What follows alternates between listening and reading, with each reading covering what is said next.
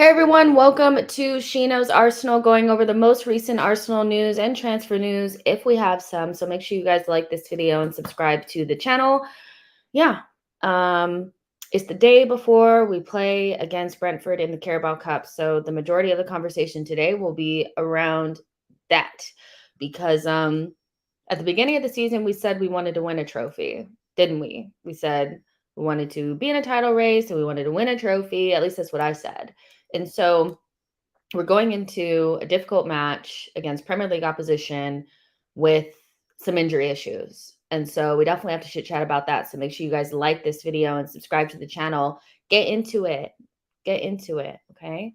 Um, so yeah, and yes, you guys are seeing the big glasses again because I absolutely love them, and I think they make me look really, really smart. That's all I'm just really gonna say about that. But yeah, there is I think there's some maybe some disappointment around how many injuries we have so like early on in the season. I do think I said it was good news yesterday that most of our players look to be set to come back for Manchester City, but we also have games in between that are really important. Unless you don't view the Carabao Cup as an important trophy to go for, which everybody has their own opinions, right? But I think Bournemouth has to be 3 points. We're going away from home. That could be a good thing for Arsenal because I don't know if you guys have seen the comp going around about all the mistakes that we made at home. Yeah, the Emirates is not a fortress and we're much better away from home. So maybe playing Bournemouth away from home is a good thing. But that has to be 3 points going into that Manchester City game and the Chelsea game. Just has to be. Even though there's not going to be any Rodri, maybe no Kevin De Bruyne, it's still not like that is just not going to be an easy game at all. Or any semblance of 3 points in the bag. And so Bournemouth has to be. That is the equation. You have to beat every single team outside of basically the big six, home and away. And so we have those games. Even though we're going to have some of our players back for Manchester City, we have quite a bit of injuries, and it looks like big players, are going to be missing for the next two games, especially Brentford. But this is a big opportunity for certain guys to step up. We've been wanting to see more of Reece Nelson, wanting to see more of Emil Smith-Rowe, I've been personally wanting to see more of Tomiyasu and Kiwior, and this is their opportunity. In fact, Smith-Rowe and Kiwior and Tomiyasu are set to start this match, and it's a big game for them because our squad players have got to keep us in these cup competitions in the early rounds so that we have something to play for later down the line with our better players. And I know that sounds a little bit like they don't mean anything, but they do. That's why you have a big squad. And I know Brentford is not an easy game, but I do think the likes of Emil Smith-Rowe, Kiwior, and Tomiyasu and Reece Nelson are quality players. So in the past, we haven't been able to do it. We've rotated quite heavily. I'm sorry, my dog is just like doing the most. In the past, we've rotated for these games and just gotten blown away by whoever. Didn't matter if it was Premier League opposition or not. So this time that needs to change. And idealistically, you don't want to have your better players having to come off of the bench and try to save us. So I am feeling a little bit uneasy about the Carabao Cup. I am feeling a little bit uneasy about the Carabao Cup because we're not playing against the worst level opposition that you possibly can, which is what you want in these early rounds.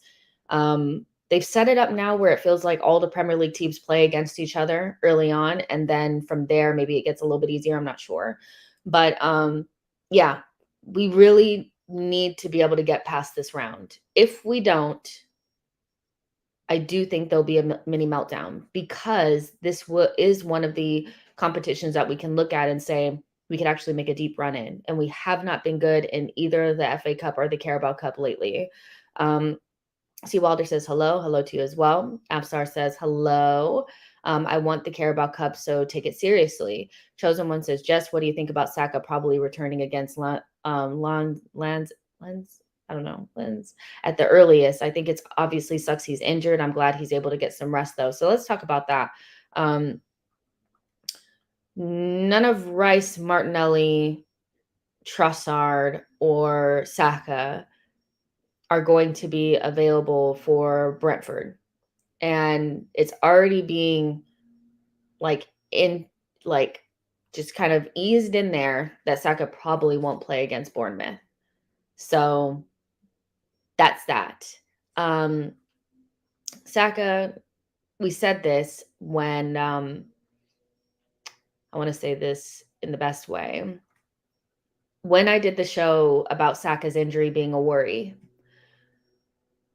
I said at the end of that I want to believe that the club are doing the right thing with Saka, knowing that he has tons of minutes in his legs, knowing that, he's played 80 something games in a row, knowing that he's playing for club and country and he pretty much never gets a rest, that the club knew what they were doing with him with this Achilles injury and all that kind of stuff. And right after the information came out around the Achilles injury, Arteta did a press conference and basically said everybody's carrying injuries and Saka's fine, which was basically his way of saying, we know what we're doing. Shut up. Stop talking about it.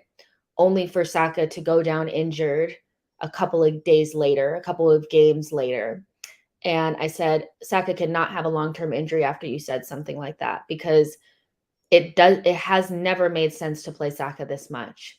It's made sense to play Saka a lot, but it hasn't made sense to play Saka this much. He's too heavily relied upon, almost to the point where I want to ask Mikel Arteta, like, do you feel like we cannot win a game without him? Or is that too far? To the stage where if he doesn't start, he usually does come on anyway. And so it's weird. It doesn't seem like the right way to manage a player in their youth of their career. And now we don't know how long it's going to be for Saka's injury, because they're saying he's out of Brentford, out of Bournemouth, and we know they'll wait to the last possible second to let us know about Man City or not. But yeah, it's a worry. It's definitely a worry with Saka being out, because we don't have anybody that's analogous to him in the team. We have went several windows without addressing right wing, and it's been something that we need a right wing. We need somebody that can play over there, and we haven't done it. And now it could end up being a problem. So in regards to Brentford, we should be able to go out there with a relatively rotated lineup and still get to the next round. But I'm worried for Bournemouth, which sounds crazy, but I am. The way that we're playing right now, I just am a little bit like, okay, so what if Martinelli's not ready? Martinelli's not ready and Saka's not fit, and potentially maybe even no Rice if they don't risk him. What are we looking like going to Bournemouth? And I shouldn't be worried. But I am, because yeah, it's wild. It's wild right now. So we do have some players coming back in that will be there for Manchester City, but we have games in between that are really important that we're going to be missing some major players for. And, Saka was the rumor that's out there is that Saka was calling to come off of the pitch about 20 minutes before he was actually taken off against Spurs. If that is true, that is poor. I know that it's the North London Derby and Saka's our most important player, but at some point we have to get some support for Odegaard and Saka for reals, because right now we're in a position where if they don't play well or they don't play, we don't look like winning the game. And at this stage, a team that says that they're title challengers and stuff like that, we're trying to go to the next level, should not be so heavily reliant on two players playing every single minute of every single game. And so right now we're looking for players that, they need to step up, but also the club needs to get real. Like, there needs to be other players out there that step up and are good enough to take some of the burden off of players that they basically have to play 8, 9, 10 out of 10 every single game for us to do anything. And I feel like when these players go and have like normal dips in form, like every player does, we panic because we know we can't win if they go through dips of form. That's a problem. So it's not great. Like it's not great. It's not good. Afsar says Bournemouth won't be easy. I agree. And like, they're one of the worst teams in the league. So we should be able to go up there with a rotated lineup and just kind of win the game. But we're not set up that way. We're set up in a way where if for some reason Saka or Odegaard, and God forbid both of them, are not available, we're not looking like a team that can win. And the way that Arteta treats Saka and Odegaard as if they cannot come off of the pitch makes me feel like he feels the same way, that this team cannot function without those two. And we are now going to see what the team looks like without Saka. And I'm scared of what that looks like, because Arteta has basically managed him in a way where maybe he's not confident.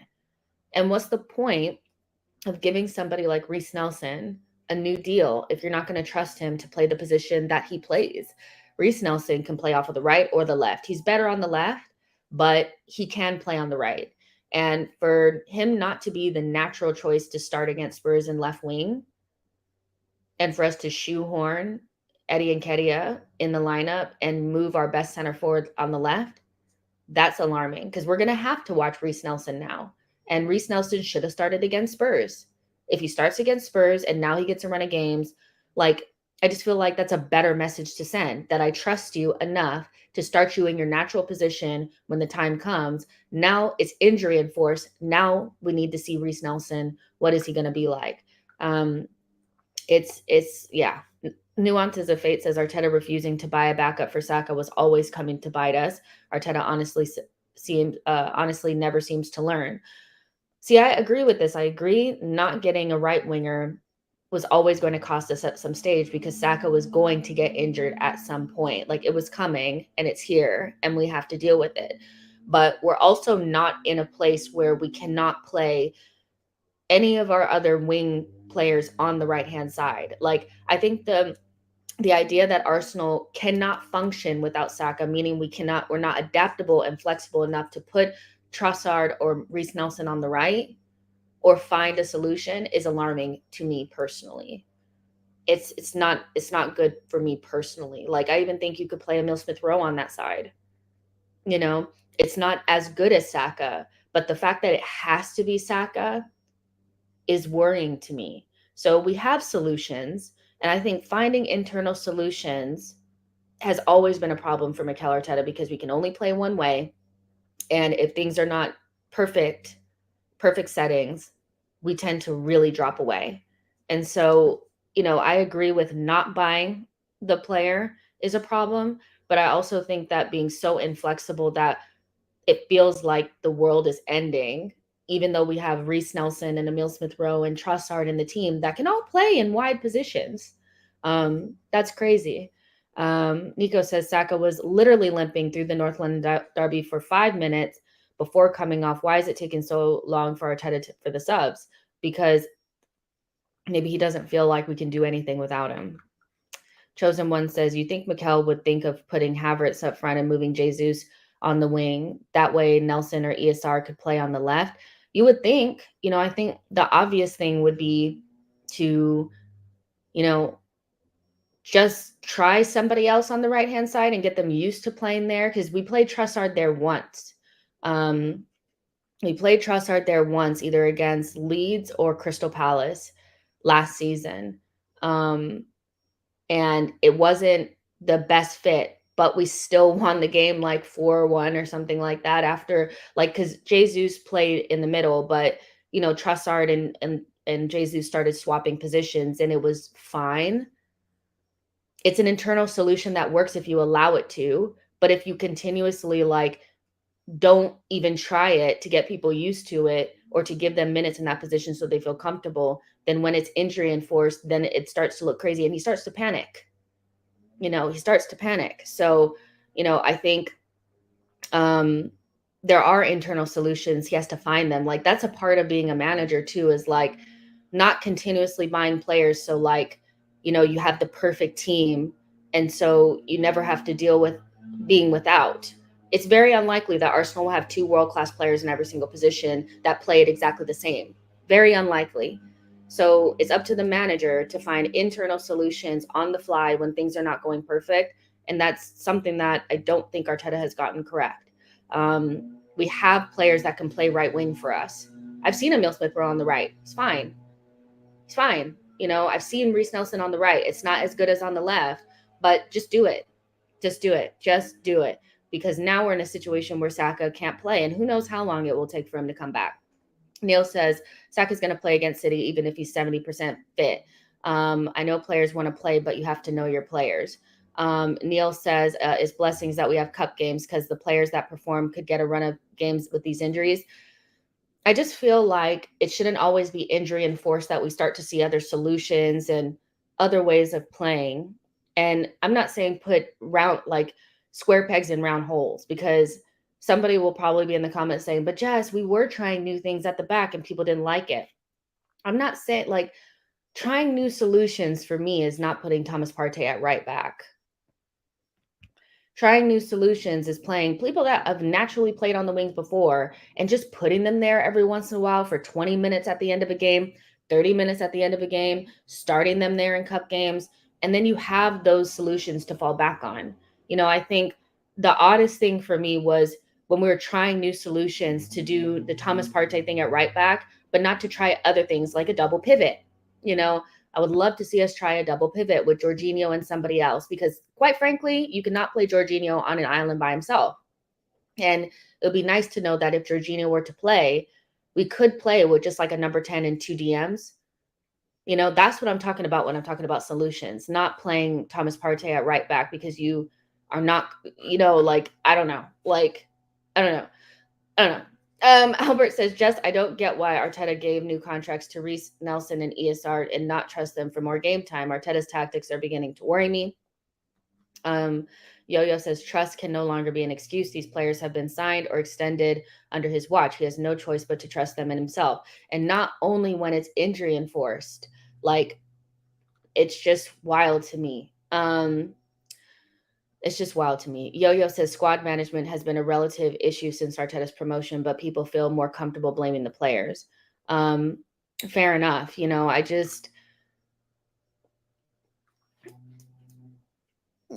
There just has to be some level of flexibility and, thinking about things ahead of time, not galaxy brain, but, if we're in a situation where we need to play Jorginho, he needs to be in a double pivot. So let's try it, get players used to doing it. Oh, if Saka was to get injured, we need an internal solution because we didn't buy a right wing. We need an internal solution on how to do it.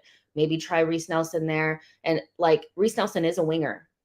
So I would actually prefer him to just play on the right, or even Emil Smith-Rowe because he's played there, than Vieira, because Vieira is more of like a number 10. So it's interesting. It really is. So, but let's get back into it. So Saka, no Partey, no Trossard, no Martinelli, no Rice against Brentford. So we're definitely going to see a rotated a lineup that was already going to be probably rotated is going to be even more rotated. So we're probably going to see some guys in there that we don't want to see, and it's unfortunate. But at the same stage, I do feel like going out of the Carabao Cup with a whimper right now, even though we have injuries, is not going to cut it for me, because this will be the third season in a row where we've rotated and not been able to just cope. And I also think this is where using academy players probably works to your benefit, because Hale End graduates, what they do in cup competitions is they take advantage of the scenario. They're not all traumatized and damaged like the players that have been in our squad sitting around doing nothing for months. They're fresh and they want to take their opportunity and they're excited to be in the first team. And it's something that historically we've always done, where in the Carabao Cup, early stages of FA Cup, we've always seen some kids in the lineup. I would not be disappointed with seeing Walters instead of Cedric. I wouldn't. I wouldn't be opposed to seeing MLS play, next to Jorginho or something like that instead of El Neni. But we know we're going to see Cedric and El Neni. And those two players have not only not played any minutes for us in a long time, so they're going to be probably playing up against players that are fresh and been playing in the Premier League since August. It's going to be a shit show. It's going to be a shit show because you're going to have players that are low on confidence, probably playing in positions that don't suit them. You add El Neni and probably Cedric into that combination of players that they haven't played that much, and it's just going to be a train wreck, like it always is. We just have not set this up properly. Boy says we have depth. Arteta just has to use it. The Cosmic Moth says, bummed that the depth seems to still be an issue. I think you have to learn how to manage the extremities of your squad so that you like having a team that has, let's say it has Jorginho in it, it has Reece Nelson and ESR in it, it has, let's say it has Nketiah in it, and it has Tomiyasu and Kiwior in it, and Ramsdale. That is not a team that you look at and you say, damn, the depth is really like bad. But we feel that way because we know that those players are usually they don't seem to be able to click at all when they come in and play with each other, because we've seen it in multiple cup competitions, but they also just don't look excited to just have an opportunity. And I think players have to feel like this is an opportunity for them to really like lay a marker, but they know that it's not an opportunity to lay a marker, because even if it is a big chance for them, the player that usually plays in that position will always start. And so I just think that that's an issue with Arsenal in general, is that we have depth, and I will look at the team tomorrow and not feel like it's a horrendous team in terms of like, it's not the worst thing in the world. I'm sorry, Bella's just desperate to get on in on the conversation. But it will be a shit show because it just always is, you know? Boy says, Cozy or Dewberry when Saka gets injured. I mean, why not use Cozy or Dewberry and Reece Nelson on the left? You know, that would give us the balance that we need. Like, he's a natural right winger, Haaland, that will probably relish the opportunity to play in his like a first team appearance. But we won't go with that. We'll go with some other thing that doesn't make any sense. It's a really good point, because sometimes you like use Haaland graduates sometimes can be a cheat code. You know, Arsene has always did it. Even Emery did it, where they knew in the cup competitions that they could throw those boys in and they would get the job done because they just get it, you know? So yeah. Yo-Yo says, remember when Arteta tried the false nine versus Villarreal? He first tried Partey at right back versus Palace once we lost Saliba and Tommy. Arteta likes to experiment once he has a shorthand. It's not the way to do things. I think you have to, like, I'm not a manager, but I'm just saying, like, sometimes you have to, like, do things ahead of time and be like, okay, like, when the stakes are low, and try things like that makes sense. Because Partey at right back, I kind of understand it, but I don't at the same time. Um, you know, why not bring Walters into the squad and start giving him some of those minutes when we're up 4-5-0 against a Crystal Palace or something like that? To me, that's future proofing that position just in case something goes wrong, instead of moving Thomas Partey into a right back position. So yeah, sorry about Bella, you guys. She just, I don't know. She's doing the most. C. Wilder says, I might be Arteta's biggest fan, but I have no answer when people question his decisions recently. Pramod says, I think I'm not fussed about El Neni with Jorginho. Probably would work, as Georgie needs a partner. But see, I wouldn't be that. I'm like, it's not about it being super. Is Arteta even considering playing the two of them together? Because you cannot play Jorginho by himself on an island. Not with two number 10s. You can't. So, you know, if it's El Neni and it ends up being El Neni, that's fine. But is Arteta even thinking about that? Or is he thinking about giving Jorginho 45 minutes and El Neni 45 minutes? That's where, like, what I'm thinking. And still, I think in a Carabao Cup, I would try and probably try MLS. Miles Lewis Skelly. I probably would. It's the Carabao Cup. I need energy. I need vibes, not somebody that's been out for a year. Like, hello. So yeah. Let's see. Man City says Arsenal will lack composure in games and are missing a forward who can anticipate where the ball is going to land in the box after an eventful 2-2 draw with Tottenham in the North London derby. Chosen One says they made a point on AFTV about how Man City wins this cup often, even when they rotate heavily because of their depth. And I think that that's how Arsenal needs to be. I'm not convinced we don't have depth. I'm not convinced either. I said at the beginning of the season, I won't be gaslit into thinking that we don't have depth, because every season people try to tell me, well, the only reason why we're not as good as everybody else is because we don't have depth. Well, I don't know if you guys have looked at Liverpool's like depth over the last like couple of years. They've never had two world-class players in a position. They don't. They have guys that come into the team that step up in these cup competitions when it matters. And Klopp mixes it in a way where there's just enough experience and quality out there mixed in with the scrubs. Like, it's just what needs to be done. It's a management and coaching thing. It really, truly is. And we tell ourselves every single season that we just don't have enough quality. We're never going to have the level of depth that Manchester City has. Like, we just don't have the resources for it, and we don't buy well enough for it, quite frankly. But we have quality players in there that can play well and can beat, I don't know, who is it? Nottingham Forest in the cup? Like, that was it a couple of seasons ago. It was Nottingham Forest in the cup, you know, and we had some of our starters out there and some guys that were rotational options, and they just could not mentally get locked into that game enough to make it happen. And so I will not be gaslit into thinking that we don't have depth. Now that we have a couple of injuries, people are, oh, we just don't have the depth. It's such a cop out because it's never been like, we're just never going to have that same level of depth. So we have to learn how to deal with it, you know? And we've always kind of had Hailenders and some rotational options come in the cups, and we've gotten through them quite easily. It's only really been since Arteta has been manager where going out of the cups is kind of like a normal thing at early stages. Like with Arsenal, we used to get through these stages quite easily. I remember a game where we played against like Crystal Palace.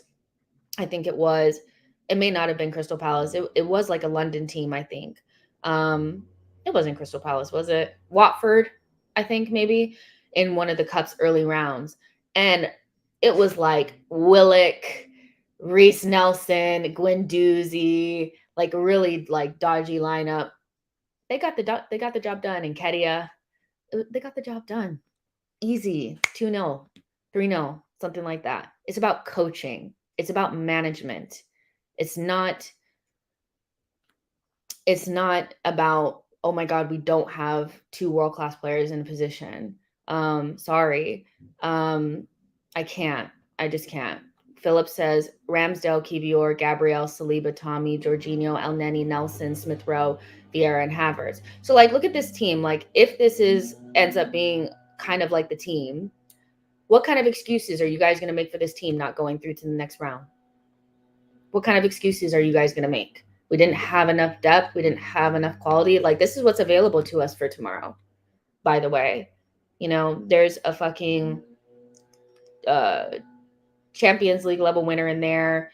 Elneny has vast experience. Nelson has played in this competition many times and scored many goals in this competition. Smith-Rowe, he's more than capable. Vieira is a quality player that starts sometimes for Arsenal. Kai Havertz has a lot of, experience. You have Ramsdale, who is a number 1 goalkeeper. You have Kiwior, Gabriel, Tommy. What excuses are we going to use to say that, oh, well, it makes sense that we didn't go, to the next round in the Carabao Cup? It's about management. Like, the idea that we don't have enough players at this stage to get through to the next round is wild to me. But people are already throwing it in because they don't want to put any pressure on the manager to do his job. And like, I'm not saying that Arteta has all the best tools to his disposal right now, but this is where a manager earns his money. This is how you become an elite manager. When you don't have all your best pieces, you find internal solutions. You put guys in positions to feel comfortable to perform under pressure. And we don't do that. Aha says, Jess, would you also rest Odegaard? Yes. I would not play Odegaard in this game. Yo-Yo says, I only liked the League Cup under Wenger to watch the kids play. That Sheffield United battering at the Emirates was a highlight. Exactly. Richie says, rest the lot and throw this stupid cup. With our injuries and poor form, we have to focus on the 2 big competitions. We did that last season and started saying we should just start throwing competitions because we need to focus on bigger fish to fry. Once it gets down to having only 1 competition to really be interested in, it not only are you losing opportunities to give people minutes, but it puts a lot of pressure on the other competition. So I think Arsenal need to be serious and try to stay in as many competitions as possible. We tried the bigger fish to fry thing last season, and it blew up in our face, So yeah. Marco says, some countries don't have the equivalent of a League Cup. I don't think Italy has it. Aha says, we can't be throwing away cup competitions. And this, like that lineup that I just saw, I'll pull it back up from Philip. That He's not throwing the cup. Like, that is a strong-ish lineup that we could very much so put out that should be able to beat Brentford in the cup, you know? Because I think Brentford will probably rotate just a little bit as well. And they don't have Tony. Like, what is the excuse? Like, I don't know. Eric Toss says you're supposed to have 17 quality players to compete with City. Right now, we don't have that. It does. We're talking about getting through the cup against Brentford. Like, just, I mean, this is enough to get through the cup against Brentford, and then we hopefully we'll get one or two back for Bournemouth.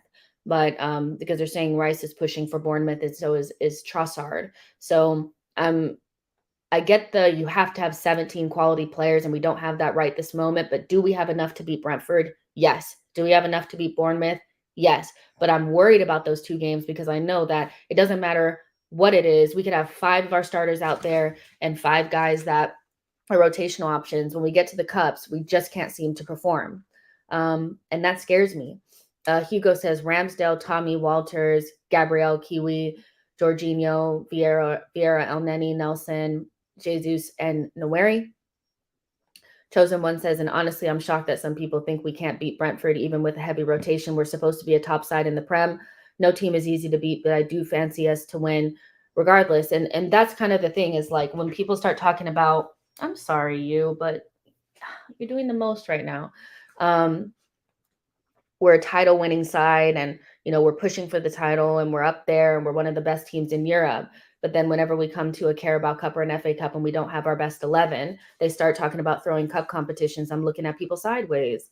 Nadish says, not sure if it's been said already, but Lino Sosa, Will Walters, Jim Gower, Charles Segot Jr., and James Sweet trained with the Arsenal first team ahead of the Brentford game. Those aren't even the guys that I wanted, man. But Nweri is injured. Nweri's injured, so I get that. But damn, so it's going to be the defenders. Jimmy Gower is 13? Am I wrong saying that? That he's 13 playing with 18-year-olds? So yeah, I mean, I was hoping more for like, maybe Miles Lewis-Skelly is injured too. I'm not sure. But I was kind of hoping more for like,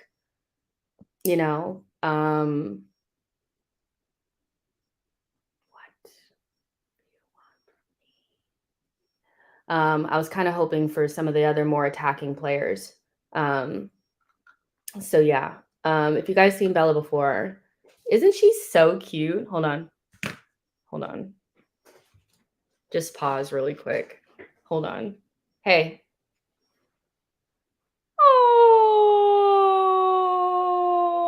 Oh my God, so cute. Say hello. Oh my gosh, she's so cute. Yeah, I think that one of the guys that were on that list, he's like 13. Like they put up something about him being like 13 playing with 18-year-olds, like, yeah. Boy says 14, sure, not 13, something like that. Blaze is throwing away a cup. We said the same thing last season about Europa League and what happened later. Some Arsenal fans never learn. We should be saying this team needs to be getting to the next round. And if they're not, then ask questions because we still have enough. We still have enough. And if these players in like Emile Smith-Rowe and Reece Nelson and like Nketiah and these guys are not good enough to get us to the next round, then why are they at Arsenal? So then I start questioning why we're re-signing these guys and giving them new contracts because they're squad players and they're meant to keep us afloat in these competitions so that when we get to the later rounds, we can play our better players. But we never get to do that because we throw it away because we just look absolutely like we look so bad in cup competitions in the early stages. It's embarrassing, and we just always kind of just go, oh, it's fine. We have bigger fish to fry. It's not a big competition. We need to stay in the cup. Richie says Ramsdale, Tommy, Walters, Gabriel, Kiwi, Jorginho, Vieira, Elneny, Nelson, Eddie, and Nweri. Nweri's injured, I think. Having seen how ineffective Eddie can be, I do not want to risk Jesus tomorrow. That's a good point. I would probably stick with Eddie. I think these are the competitions he needs to be playing in. Tyrell says, big up, Jess, big up to you as well. So yeah. Aha says Arteta wants Bella at Colney to provide competition for win. No, never. she doesn't do competition, okay? She's the undisputed number one at whatever club she's at. So she's an old school player. She doesn't do competition, okay? Um, no, like, don't do it. Don't do it. So yeah, we're gonna go ahead and build a little lineup here. I'm gonna show you guys who I would like to see play in this game. And like the title says, like I think the player that I'm looking forward to the most playing this game is Smith-Rowe, because he should be starting and he deserves the minutes, I think, based on like just not getting any and being somebody that we know can thrive in these situations. Like he's one of our better creative talents, like, and we need to rest Odegaard. So I feel like he's a natural choice for this game to start somewhere. Um, and it's a big opportunity for him to show Mikel that he is a big part of this team and deserves playing time. Um, he's been largely forgotten, and like I make fun of my friends all the time about being like, what do they call themselves, Amelians or whatever, because they're like head of the fan club, and I poke fun at them. But these are the types of games that Emil Smith-Rowe needs to be starting. Period. Point blank. Boo. Okay. And it's one of the good things as well about having Ramsdale is that we won't have to play Hine, who I thought, God bless him, but he took us out of that cup last time. He took us out of that cup with that huge mistake that he made. He was not the business. Hopefully Ramsdale is not a head case, but Ramsdale should be starting this game, I believe. So this is where it gets interesting. Ben White cannot play this game. He looks dead on his feet. So we need to make a decision here. But I also feel like I don't want to see Zenny in there as well, because he needs rest, because he's just not the type of player that can play 3 games a week. He played in every single game, big minutes, and he needs rest as well. But we don't have Timber. We don't have other players. So this is what I would do. Personally, I think there's a reason why Tommy usually plays on the left. I think it's because he's better there. I would start. I know. I know. It's so just, you're so over it. I know. I'd play Kiwior, give Gabrielle a little rest, and then to keep some level of quality back there, start Saliba, but regretfully, because I'd love to rest Saliba, but that's what happens when you don't have Timber. I think that injury really damaged us in terms of having the depth that we need at the back, because we're a little stretched. I would say I feel like we're a little stretched at this stage already, and he's not there, so I can't pick him. I just want to make up a player. I'd play Walters. I would. I would play Walters. I can't find him, but I would stick Walters back there. He trained with the first team. That's what people are saying. So I would actually play with Walters back there. So that's Walters, this little guy. I'm not putting Cedric in there. He hasn't played a single minute for Arsenal since Nuremberg. He's flat. He's not game fit. And I'm already going to put one non-game fit individual in the team, and I don't want 2. So no, I'm not starting Cedric. I'm putting Walters in there. He played with the first team. He's more fresh, and he can play next to Girl, you're ruining it. You're ruining it. Okay. So that's Walters. I can't put him in there, but that's Walters. Let's see. Is there? No. Okay. So close that. Now, obviously, Jorginho plays because he's the only option. But, he needs to make up for that mistake. I mean, that was shocking. Like, I could have packed his bags off of the back of that mistake that he made it against Spurs, but we need to move forward from that. And so, Jorginho, time to make it up.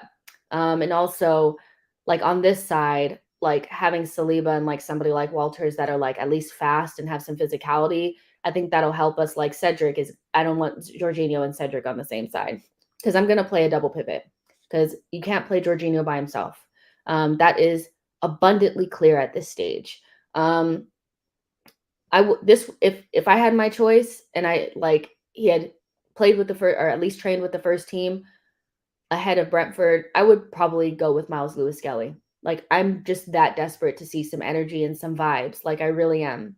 but it's not going to be him. And, so I'm going to go with El Neni. Again, a double pivot. El Neni hasn't played any minutes for a year, so he's going to be insanely rusty. So that's exactly what, like, why I wouldn't play Cedric as well, because then we're asking for trouble. You have two players that haven't played any minutes, in the side that's already heavily rotated. But you don't want Jorginho by himself. So El Neni and Jorginho in a double pivot. And then we're going to stack the quality more up front, because that's where I feel like Arsenal need to be able to score some goals in this game. I would start Emile Smith-Rowe at the 10. He's probably our best, just pure number 10. He can do everything. So, and why isn't he on here? There he is. Yeah, Emile Smith-Rowe for me, I would put him in the 10. I just feel like it makes sense. He could just be between the lines, create. He'll take a shot, and put him in a position to thrive. He's not a number 8, and he's not a true winger. Set up the team so that he can play his game. Obviously, now you have to make some decisions. I think you want to have somebody like you can't risk Jesus, at this stage, because if he gets injured, then you're in a lot of trouble.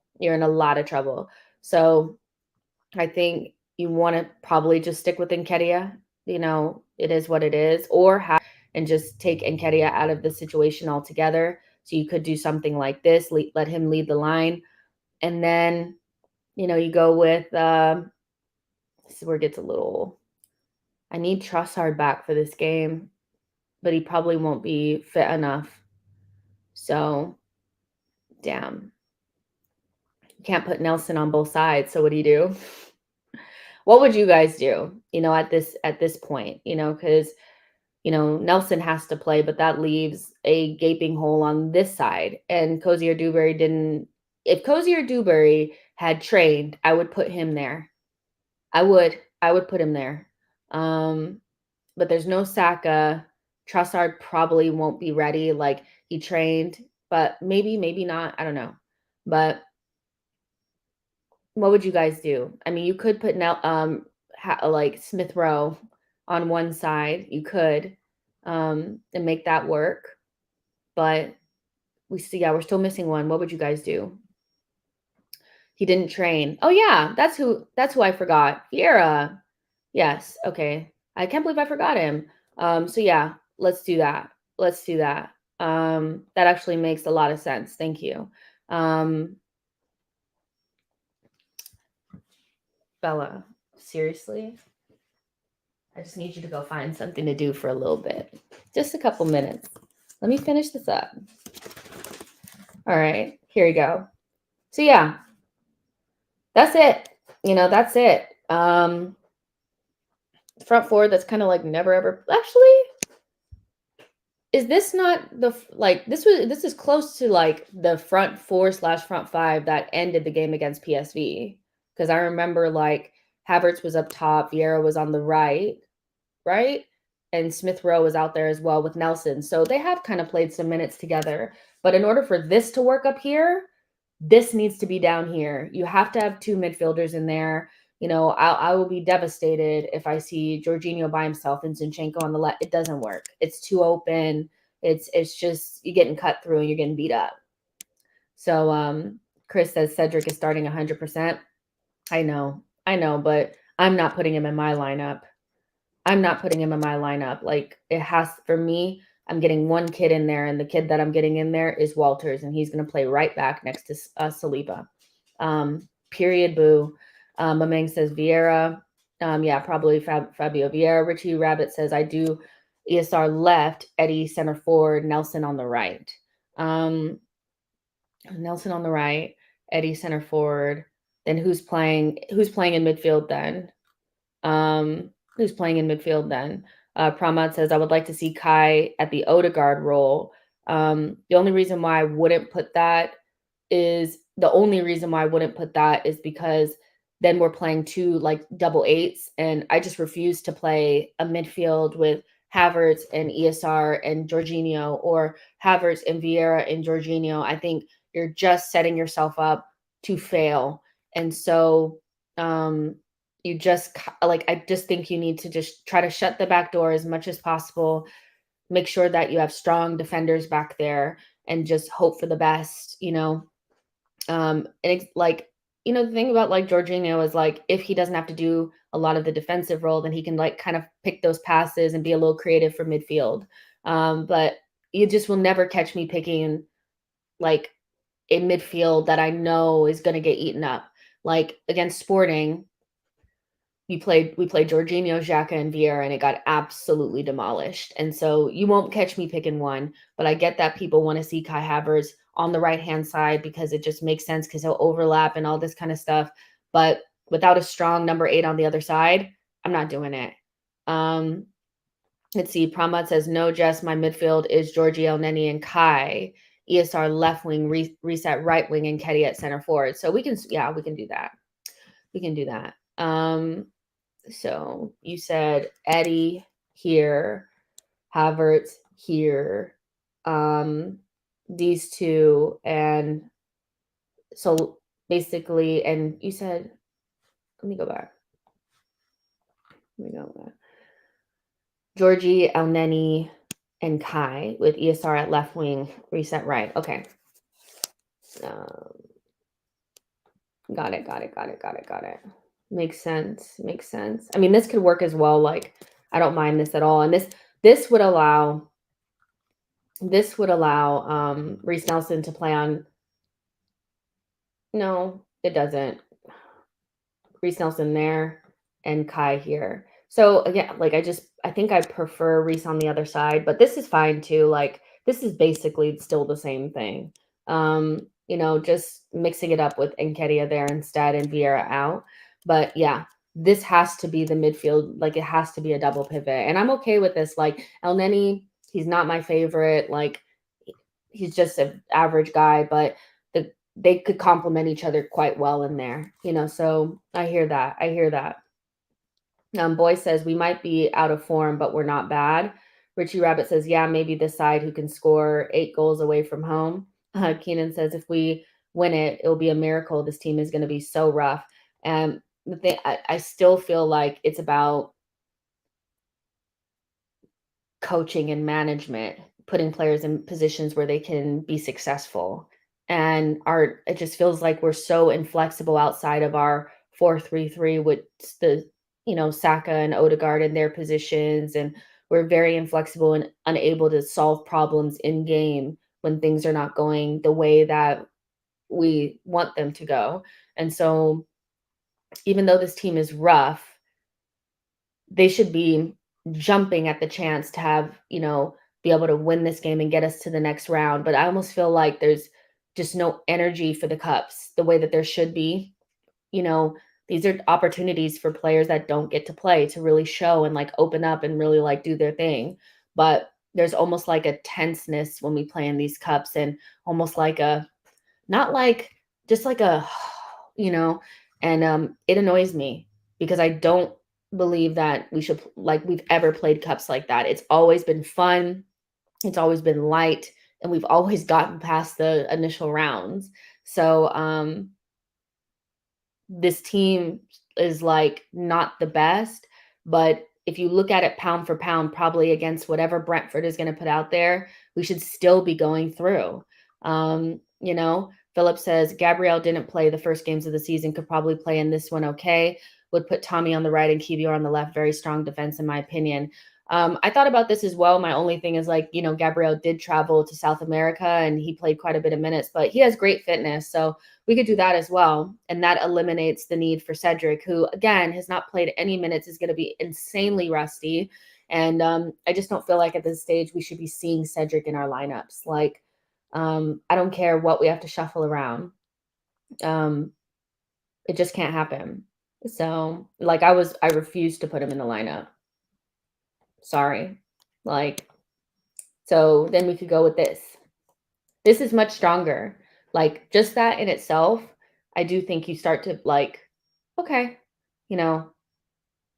you're getting some more minutes into Gabriel and Saliba's legs, probably more than you want, but you have to rest White and you have to rest Zinchenko because those two Zinchenko for different reasons. He's just not the type of player that can play 3 games a week at a high, like, he just doesn't have the fitness, and Ben White looks dead on his feet. So, at least in this regard, you have strong defenders.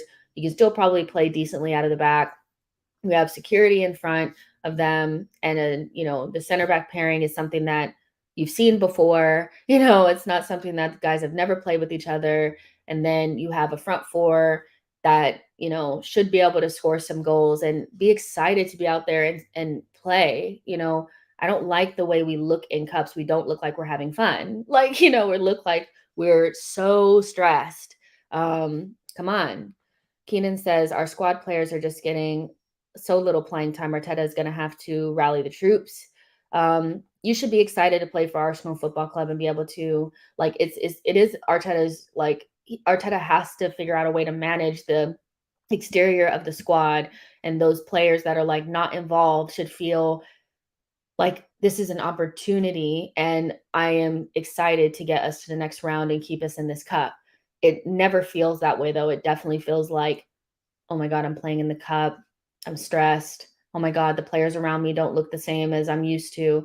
But that was never a problem for us before. And so they just need to suck it up. Like, you're in a Carabao Cup against a decent side, and you have an opportunity to get us to the next round. Like, this should be something that they're relishing, not dreading or taking lightly. Matt G says, I don't think Arteta has been able to get the team fired up for cups. Why is that? Like, I will never, like, these are the things like this, and why we chuck the ball into our own net at home are things that I just cannot understand, because they don't actually make any sense. Like, we have always been up for cups. They've always been something that we've looked forward to. And now it looks like something that we either can't be asked to be involved in, or we're totally stressed about being involved in it. And it just doesn't make any sense to me. We're not good enough to just, like, be cavalier about a cup. We haven't won a cup in a couple of years, and we've been atrocious since that time. So get up to it, get up for it. It's fun. Like, you're playing for Arsenal Football Club. Get up for it. Shit, put me on the pitch. We would get battered, but I would be out there with a big ass smile on my face. That's for sure. Boy said, presently teams are sitting well deep against us. Last season, everyone was still running the script that Arsenal have a soft underbelly that can be gotten at. That script is gone this season. I get the playing up against deep blocks and all that kind of stuff, and that's made it more difficult for us to create the chances and maybe score the goals and stuff like that. I get what you're saying. Jabu says, I definitely prefer this team, maybe like the changes at the back, make the team look a little bit more serious. So yeah.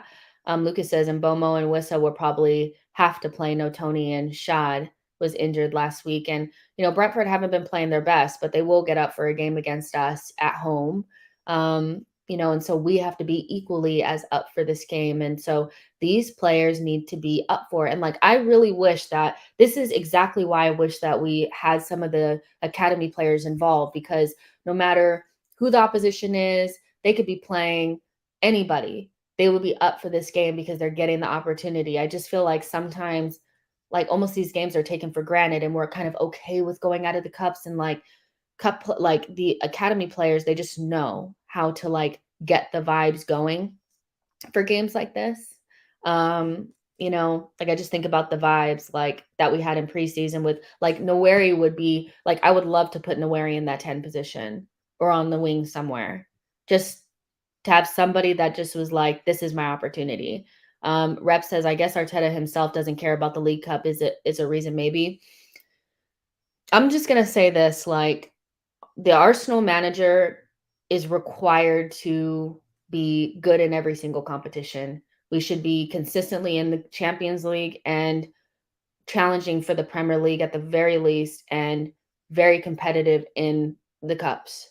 And I don't think Arteta has earned enough to be saying, like, it's okay to throw the cups, because he hasn't shown that he can win the big trophies. So if Arteta was somebody that we knew could get us to win a Champions League or the Premier League, I think we'd be more open to him really rotating, kind of throwing the Carabao Cup, similar to what Klopp has done this entire time. But he hasn't shown that level of, like, we don't have that level of like, oh yes, certainty that we're going to be really good in those other two competitions. So he doesn't really have the right to throw a Carabao Cup, I don't think. Maybe that's how I think of it. If he doesn't care about it, then that's that is just not the energy that I would expect from an Arsenal manager. Like, the thing is, like, you don't have to care about it so much to put out your strongest 11, but you have to care about it enough to put out an 11 that can win it, and you need to coach them into caring about it and going about it a certain way. Because I think that level of like complacency and like giving up certain cups, it makes it almost okay to lose other games. And I think Arsenal should want to put their best foot forward in every single competition. We're just not good enough to be throwing cups. Um, and let's try something different than we did last season. Last season it didn't work. Like not caring about the Europa League, not caring about any of the other cups, and just focusing on the Premier League. It didn't work, did it? So let's try to do something different. Chris says years of mediocrity has gotten the fans who forget who the hell Arsenal is. Yeah, like my recollection of Arsenal has never been a team that throws cups and thinks that they're too good for them. It's never been my recollection of Arsenal. Richie says, how much would people here care about the Europa Conference? I don't know. I think we feel like we're too good to care about anything but the Premier League and now the Champions League, but we're not winning enough to be thinking that way. Chosen One says, this reminds me of, would you prefer a Premier League title or a UCL? It's crazy. It's crazy. It's crazy. Marco says, I want to win the Carabao. I want Arsenal to win every game by rotating heavily tomorrow, and I think we should. Doesn't that imply we don't value it as much? That doesn't mean we're throwing it. No. And like I'm specifically talking to people that are basically saying, who cares about this cup? Who cares if we go out? We have bigger fish to fry.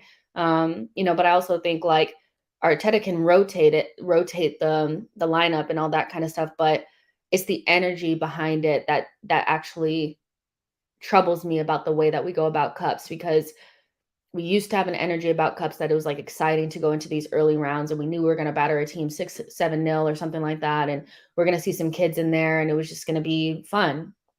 Now it looks like a burden, almost, the way that we go about it. Like, the energy is just not the same. And you guys may hate me for reading body language, but I was not impressed by the way that we played in the Premier League versus the way that we played in the Europa League. I thought it sent the wrong message, and we got exactly what we deserved. Because once we got up against a team that didn't give a fuck who we were, they just won the game. They busted us up, and we couldn't get up for a game because we never took it seriously to begin with. When it became abundantly clear that we were in trouble against Sporting, we started trying to play, but we couldn't get up for it. So I think you should always be up for things and not try to switch it on and switch it off, because we're not good enough to do that. So you can like rotate a lineup, but the energy should still be the same. And the energy is not the same. And to me, that kind of comes down to the messaging inside the locker room about the importance of the cups and the way that it's managed from the manager. And you like, well, let me say this. Pep can prioritize the Carabao Cup or whatever, like, and rotate. But do you see the energy completely drop from Manchester City? No, because they still expect to win it. So it's kind of strange to me that people feel like it's not just about the rotation, it's about the energy and what they're saying in the locker room about this game. Sorry. Boy says, need games coming quick and fast. Yo-Yo says, winning breeds winning. Pep has a stranglehold domestically, starting with the League Cup.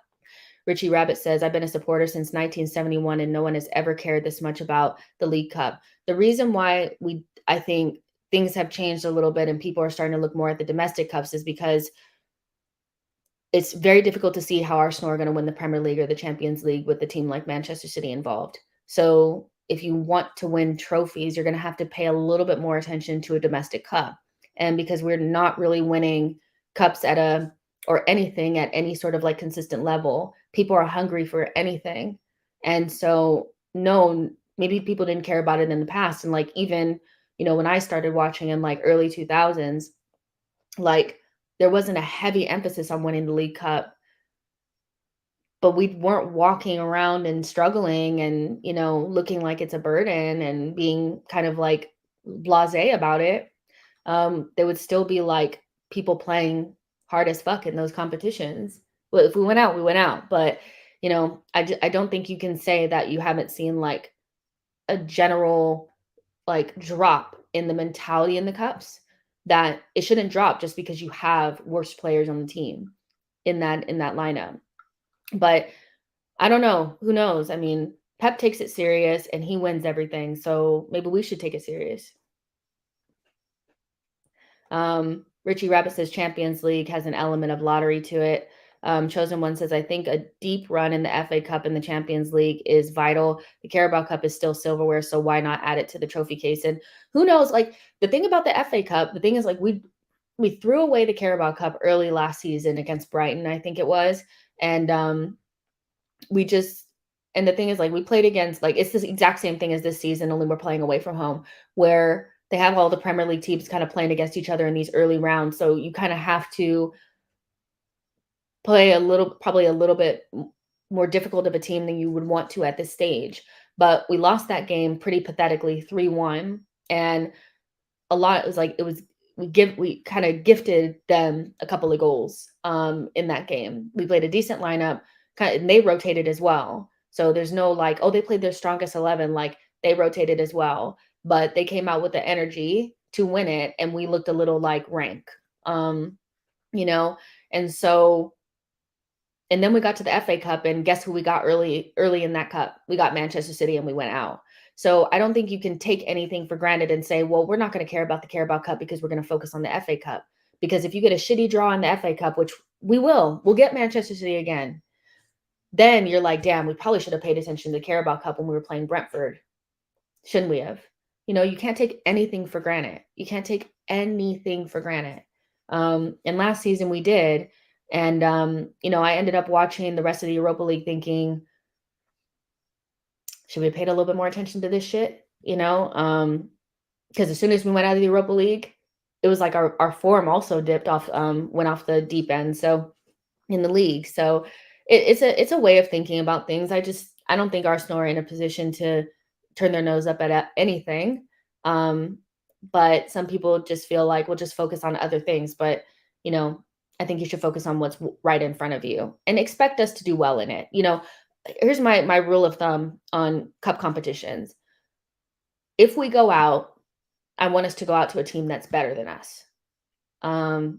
That's kind of like my rule of thumb. So if we get to the knockouts in the Champions League and the first team we have to face is Real Madrid, I will be a little bit more probably softer in my feelings about like, okay, if we go out, we went out to a team that is probably better than us. I would say Real Madrid is probably still better than us. I don't care what they're doing in La Liga. They have Champions League winners in their team, so, and we do too, but like, you guys get what I'm saying. But going out in the cups to like the likes of like Nottingham Forest and, a rotated Brighton side, maybe even Brentford away, to me is kind of unacceptable. Like, we need to do better than that. Eric Toss says, am I the only one who has a feeling that City might go invincible this season? When speaking about that in a group chat, it will happen, and Man City will be the team to do it, and it's probably coming sooner rather than later. So, get ready for that. So yeah, it's just one of those. But yeah, like, I get that people don't necessarily care about this cup and don't think it's important, but I think Arsenal need to kind of change their mentality, like as a club, around prioritizing certain competitions and not prioritizing other ones and making it like crazy obvious that they don't give a shit about it. I was a little offended about the way that we, dealt with the Europa League. We only really started caring about it when it looked like we were going to go out of it. So I think we should start off with the Carabao Cup, and we can go with this rotated squad. We can go with the rotated squad, but I still expect this team to come out with the energy that they need to get us to the next round. Period, point blank, boo. So yeah, but I super, am excited to watch the game. I will be doing a watch along, so I know a lot of you guys in the UK will not be able to watch it. I have access to it. via ESPN. So I will be watching it and doing a watch along. So you guys can watch me watch it or try to find an alternative way of watching it if you can. But DJ Harry is going to join me for the pre-match live stream, like which is just before the watch along, where we're just going to kind of go over the lineup and how we're feeling ahead of the game. I'm going to do the watch along and player rating, so you guys can join me for that. And then we'll start looking forward to the weekend in Bournemouth. So super enjoyed this. I know it was like a little bit of ranting and not really like super newsy, but there's not really anything to talk about. But interesting days ahead for Arsenal because I'm already seeing the excuses come out and I'm not loving it. Arsenal need to get serious and get serious quick. Yeah. We're not winning anything if we have the mentality that Carabao Cup, go out of it, is what it is. We don't have our best 11, so, you know. But Mamang is saying, will you watch tonight? Yeah, whatever games are on tonight, I'll watch them. Like, I have pretty like open day today. But I super enjoyed talking to you guys as usual. You guys are amazing. Make sure you guys like the video and subscribe to the channel. And yeah, we have a busy day ahead of us for tomorrow. But unless something happens, that is the next time I'll talk to y'all. And enjoy the rest of your day. And I'll see you guys soon. Bye, y'all.